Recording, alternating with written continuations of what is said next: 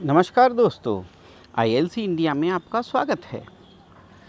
ILC India की वास्तु श्रृंखला का यह 10वां भाग है। इससे पूर्व आप ईशान कोण के बारे में संपूर्ण जानकारी प्राप्त कर चुके हैं। आईएलसी इंडिया की तरफ से वास्तु के संदर्भ में आपको महत्वपूर्ण जानकारी दी जाती रहेगी। यदि आप समय समय पर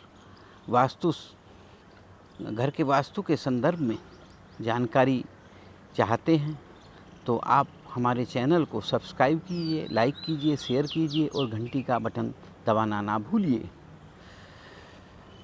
इस वास्तु श्रृंखला में आप अग्निकोणे के बारे में जानेंगे। अग्निकोणा घर का पावर हाउस है।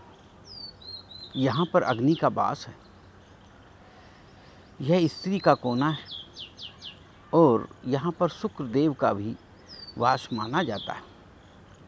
निश्चित रूप से पारिवारिक सुख, वैभव, ऐश्वर्य यह सब अग्निकोणे से जुड़ा हुआ है। यदि ऐसा मान लीजिए कि अगर आपकी घर की बिजली कुछ दिन के लिए गायब हो जाए तो आपकी दिनचर्या पर उसका क्या प्रभाव पड़ेगा। अग्निकोणे को आप इसी तरह से समझ सकते हैं। यदि अग्निकोणे में कोई दोष होगा तो इसका सीधा असर हमारे शारीरिक सुख, वैभव व ऐश्वर्य पर पड़ेगा। ऐसे में पति पत्नी के शारीरिक संबंध प्रभावित होते हैं। अग्निकोणे में यदि हम कोई जीना या स्टोर रूम बना लें तो यह सीधा पति पत्नी के संबंध को प्रभावित करता है। ऐसे पति पत्नी शारीरिक सुख से वंचित हो जाते हैं। उनके वैभव और ऐश्वर्य में कमी आ जाती है। बहुत मेहनत करने पर भी उनको उसका फल नहीं मिलता है। निश्चित रूप से जब आपकी कमाई कम होगी तो आपका रहन सहन, आपका वैभव, आपका ऐश्वर्य इससे प्रभावित होगा। अग्निकोणे में सीढ़ी और स्टोर होने से यह आपके घुटनों के दर्द का भी कारण बनता है।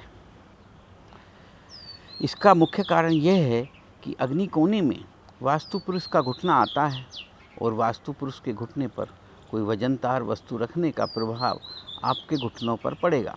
कभी कभी हम पाते हैं कि हमारे घुटनों में अचानक दर्द होने लगता है। चेक कराने पर कोई बीमारी भी समझ में नहीं आती है और दर्द बढ़ता ही जाता है। दवाओं का कोई प्रभाव नहीं हो रहा है। ऐसी स्थिति में एक बार अपनी अग्निकोणे को चेक कर लें। कहीं ऐसा तो नहीं है कि उसमें कोई स्टोर रूम या कोई सीढ़ियाँ बनी हैं। अक्सर घुटनों में दर्द सीढ़ी और जीने की वजह से होता है और स्टोर रूम की वजह से आपके शारीरिक सुख में कमी आती है। आपका वैभव प्रभावित होता है। इसलिए ध्यान रखें, अग्निकोणे में को साफ़ सुथरा बनाए रखें। इसका प्रयोग आप किचन के रूप में या लड़कियों के कमरे के रूप में करें। लड़कियों की पढ़ाई के लिए यह कमरा अति उत्तम माना गया है। निसंतान दंपतियों को इस कोने को शयन कक्ष के रूप में भी प्रयोग करना चाहिए।